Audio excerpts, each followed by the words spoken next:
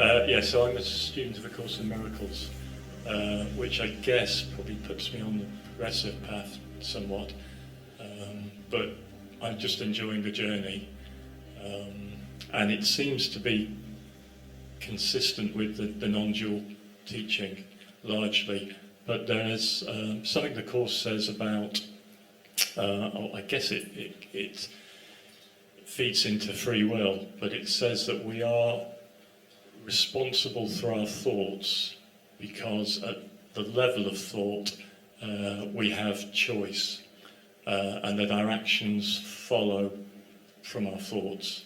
Now I've heard you say on several occasions that there is no personal responsibility for our actions. I'm just wondering, is that at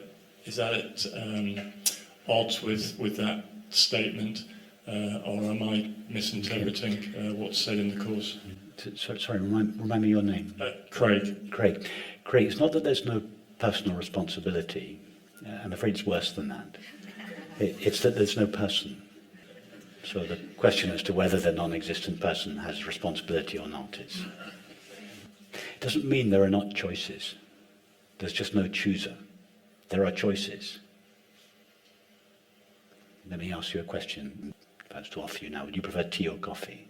Which would you choose? No, I choose tea. Tea, okay. So there was a question which gave you two choices. Would you prefer tea or coffee?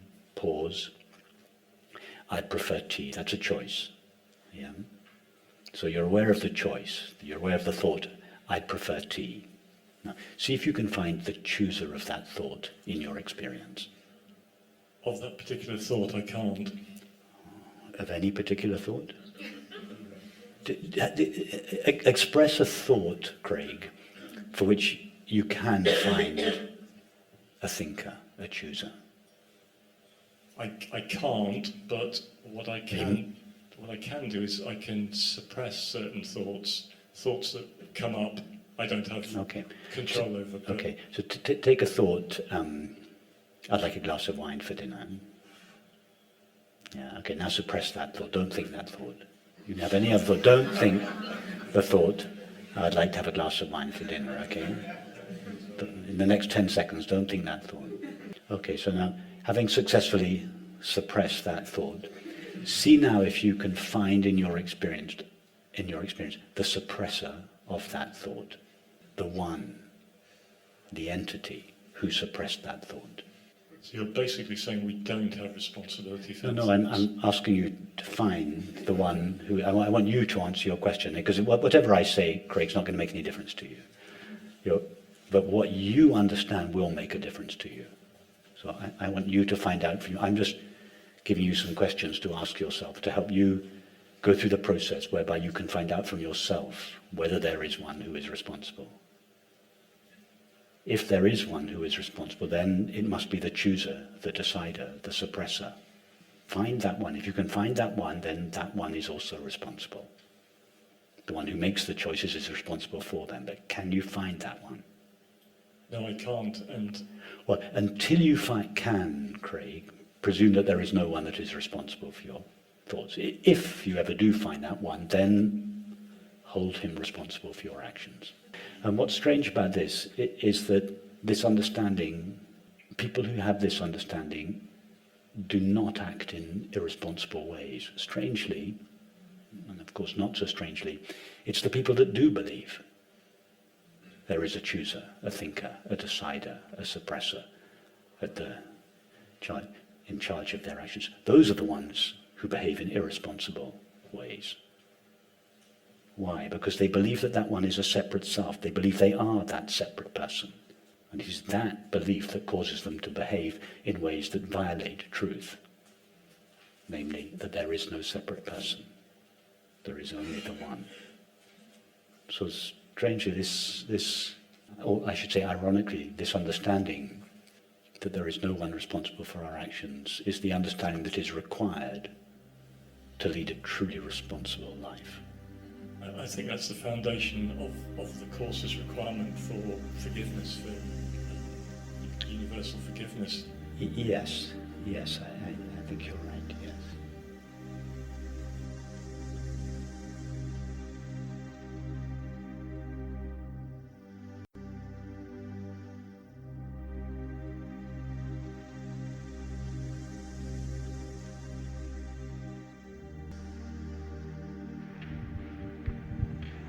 Hello again.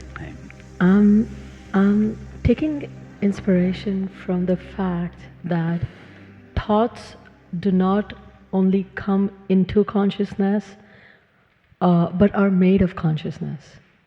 Yes? Yes, they don't come into True. consciousness from the outside. They They're- arise in consciousness. Yes. And like everything that arises in consciousness, it is made of consciousness. Yes. There's nothing else there for them to be made of. Yes, So the thought that says, I am sad, is also made of consciousness. absolutely. Yes. And it is awareness that is aware of the thought, I am sad. Yes. So awareness is both that which is aware of the thought, it is that in which the thought arises, Yes. out of which the thought is made. It is all three. Yes. It is the witness of the thought, the container of the thought, and the substance of the thought. So who is that identifies with the thought?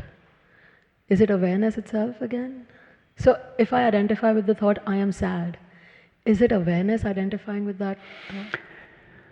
It's not really that awareness identifies itself with the thought. It's that more that the thought arises, as you understand it, arises in awareness and is made of awareness. So that awareness is utterly one with the thought. Even to say that it's one with the thought is not quite right, as if awareness were one thing and the thought was something else and they were one. There aren't even two things there, One, yes. awareness and the thought. To be one or to be two. There's just awareness, assuming the form of the thought. So awareness is, again, it's not quite right to say that it's completely merged with the thought, if we credit the thought with existence. Awareness is utterly one. It assumes the form of the thought. It becomes the thought. So it's not that awareness has identified itself with a thought. It's that it is one with a thought and seems as a result to acquire the qualities of that thought. So the step generally is where I have a thought, I am unhappy, I am sad, and then it consumes me, and then I spend time as a sad person. So I'm identifying with the thought of being sad, and then I let it consume me completely. Yeah, so what you're saying, when you say I am sad, what you're really, because when you say I am sad, what you're saying is sadness is what you are. So what you're saying is I, consciousness, am the form that I have assumed. I am. It's true that consciousness is the substance of the feeling of sadness, but it is not limited to or defined by that emotion. So consciousness can't really say, I am sadness. It's not identical to the sadness. It's only identical to itself. So they're saying, I am sad. Who are we referring to when we say, I am sad? Infinite consciousness, let's credit the thought with an existence of its own for the sake of this conversation. Infinite consciousness has merged with the thought, and as a result of that, its infinite nature has been overlooked because it seems to have acquired the finite nature of the thought or the feeling of sadness. So now a new entity is created that borrows its reality, or that owes its reality to infinite consciousness. That's the I am part of the experience. But it has acquired, this entity has acquired the limitations of the emotion, the sadness. So we get this new entity. When we say, I am sad, the entity that is sad is the entity that seems to result of the mixing of consciousness plus sadness. That's the separate self. That's the ego. So the ego owes its reality to infinite consciousness, but it borrows its limitations from the emotion. And it is this mixture of infinite consciousness plus a finite thought or feeling that creates an apparently separate self, a finite temporary self. Got it. So when the separate self is created, at some point it is awareness that traces its way back to infinite consciousness. You could say that it's awareness disentangles itself from the limitations in which it has clothed itself. So the infinite consciousness has merged with the sadness and seems as a result to have acquired its qualities and therefore its limitations. So infinite consciousness is now no longer infinite consciousness, it is a finite consciousness, a finite mind, a separate self. So the teaching is addressed to that apparently separate self. Of course, there is no real separate self there, but the teaching is addressed to the separate self. What it says to the separate self is investigate who you really are. And trace your way back. Trace your way back. But the idea of tracing your way back is a concession, a compassionate concession to the separate self that we seem to be. Giving it existence now.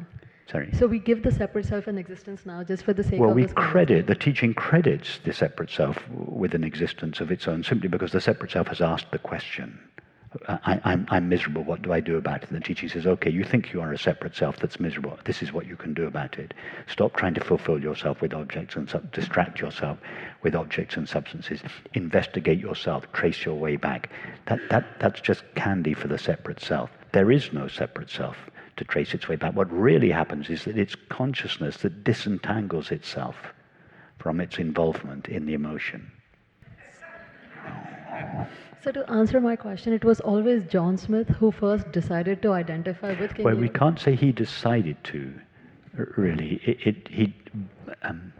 Remember William Blake, eternity is in love with the productions of time. In love, what does that mean, to be in love? To be utterly, intimately one with. Consciousness, as you've understood, the thought or the emotion, it arises within itself, but is made out of itself. So consciousness is always utterly, intimately one with, or in love with. It's the productions of time. Eternity, consciousness, is in love with the productions of time, the finite objects that arise within it. So it's not that consciousness decides, it's like, shall I be one with the thought or not? It has no choice. The thought, it gives birth to the thought. It gives birth to the thought within itself, and the thought remains one with it always. So it's not that consciousness decides, shall I be one with the thought or not? It hasn't got any option. Consciousness is, you see, consciousness is one with everything. Because how could something stand apart from consciousness? It would have to be something other than consciousness. There is nothing other than consciousness. So it's like saying it's obvious the screen is one with everything that takes place in the movie. Of course it is, because how could the screen not be one with everything that takes place in the movie? Because all there is to the movie is the screen. So consciousness is it doesn't decide, that the movie doesn't decide, okay, I'll be one with those people in the movie, but not one with it. No, it doesn't have any option. It's one with the entire movie. Consciousness is one with whatever arises within it, good, bad, neutral, whatever, it is one with it. And it loses itself in it. That's the sacrifice consciousness makes. It loses itself in its own creation. It sacrifices its happiness for the sake of creation. That's the price it pays for creation. But then suffering on the inside and conflict on the outside ensues. So suffering is the signal, the bell that the consciousness leaves. It's the trace that consciousness leaves of itself in the finite mind, indicating to the finite mind where to go to regain its original happiness.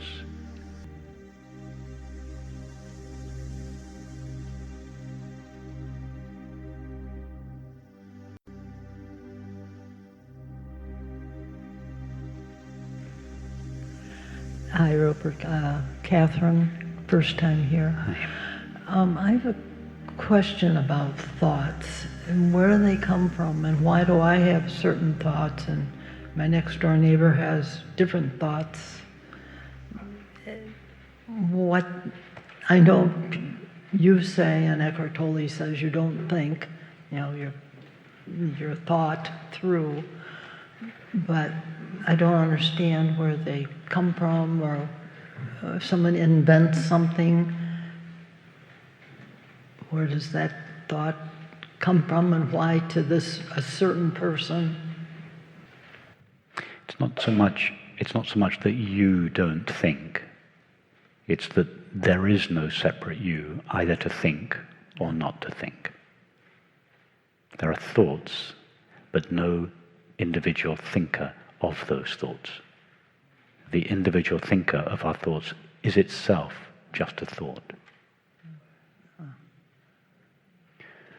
Why do some thoughts arise in your mind and other thoughts arise in somebody else's mind? I don't know. Well, I guess I wondered if you asked Ramana Maharshi that question, he would be much stricter than me.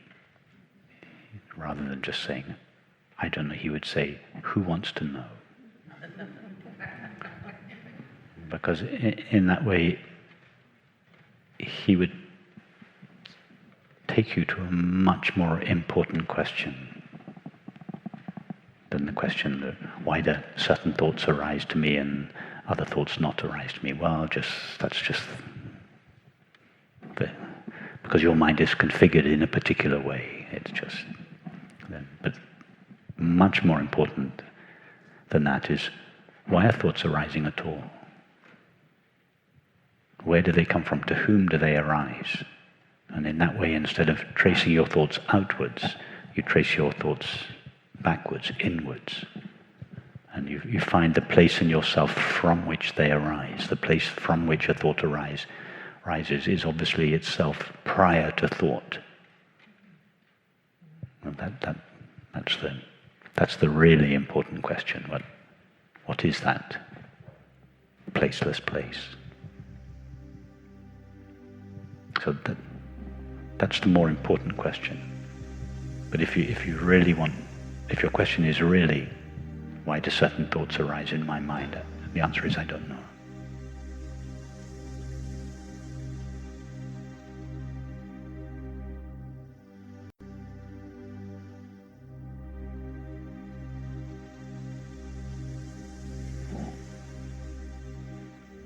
Hi, Rupert. My name is Jay. Hi, Jay. Yesterday, you answered a question about thoughts, and you explained 3 stages. First was observing thoughts in that subject-object relationship, and I feel for years that's what I've done. Observe the thought, similar to a cloud in the sky. Just see it come and go. And then yesterday, in the meditation, I noticed something quite subtle in that I felt as though I am the sky and the cloud is in me. And if I understand how you explained it yesterday, that's the second stage of it being within my being. Yes. You then explained a third stage, which is, if I'm using this analogy, that the cloud is the sky, that there is no difference between the cloud and the sky. Yes. The cloud can't be anything other than the sky. Yes. And so I guess I can understand that intellectually, and I feel like I could use some help in understanding that experientially. And that's what I was asking for your help with. Okay. So you are experiencing thoughts now. Yeah? Yes. So if you're experiencing a thought, you must be experiencing whatever the thought is made of. Yes. So what are your thoughts made of?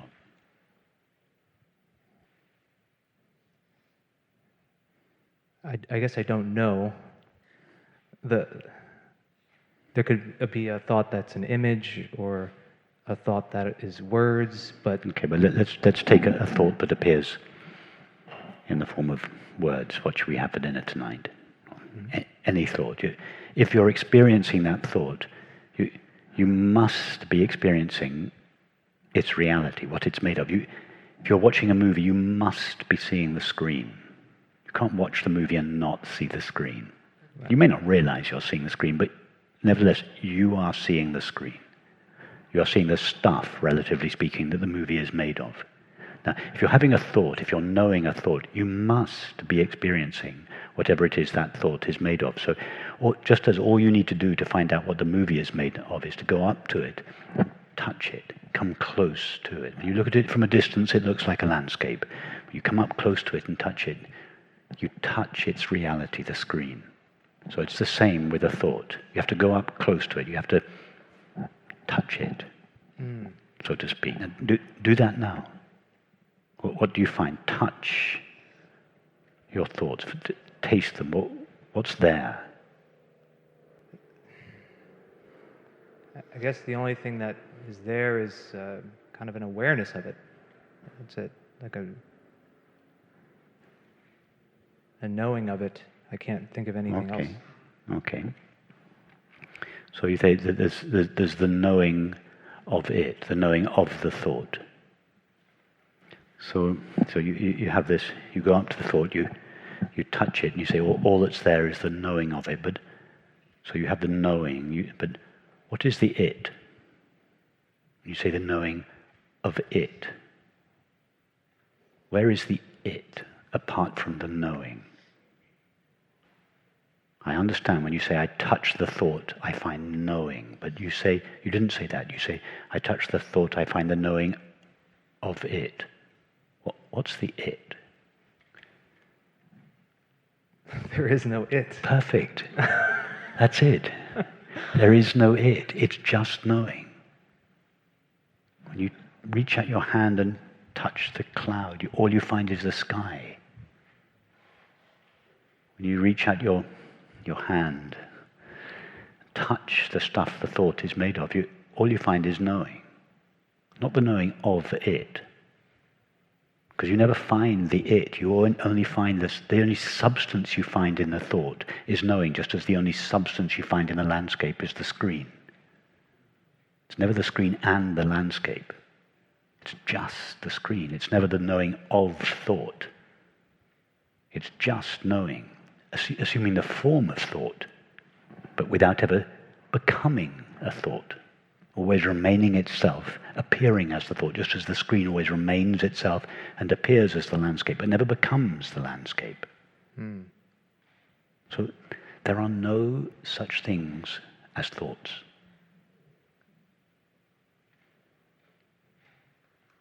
But I'm afraid it's worse than that. It's not just that there are no such things as thoughts. There are no things, period. There's only consciousness. So in, let's say, sitting with whatever, I'm going to use the word thoughts, but the thoughts as they come up, you said, just try and touch them is kind of the work. I'm hesitant to use the word practice, but what one does as thoughts appear is to touch them the way you were describing. That would be... Yes, but once you've done that once or twice with a couple of thoughts, you can be sure that all thoughts are made out of the same stuff. Once you've investigated the landscape in the movie, you don't have to do the same experiment every time you watch a movie. You can be sure that all the subsequent movies are appearances of the same screen. Yeah. So once you've done that once or twice with your thoughts, your sensations, your perceptions, you don't have to keep doing it. You just have to let this recognition penetrate deeply into your mind and your heart and your body, so that this consciousness only model really sinks in until it begins to be your lived and felt experience. All there is one infinite, indivisible whole or reality made of consciousness or being or spirit or love or God, whatever you call it. Just let that, so you hear it philosophically, it makes sense philosophically, then you investigate it in your experience, you verify the possibility that you heard of when you were thinking philosophically, you verify it in your own experience, and then you try to live the implications of that verification. And as you do so, the world which once seemed to confirm your previous point of view, the very same world now confirms your new understanding. It just becomes more and more obvious in all realms of your experience. This new, what was once a philosophical possibility, you then explore it in your experience and you recognize it's true of thoughts, it's true of feelings, it's true of sensations, it's true of perceptions. So you verify it. Every time your mind raises an objection, you meet that objection with your experience. And as a result, the objections of your mind begin to die down. And what was once a possibility only now becomes this living reality.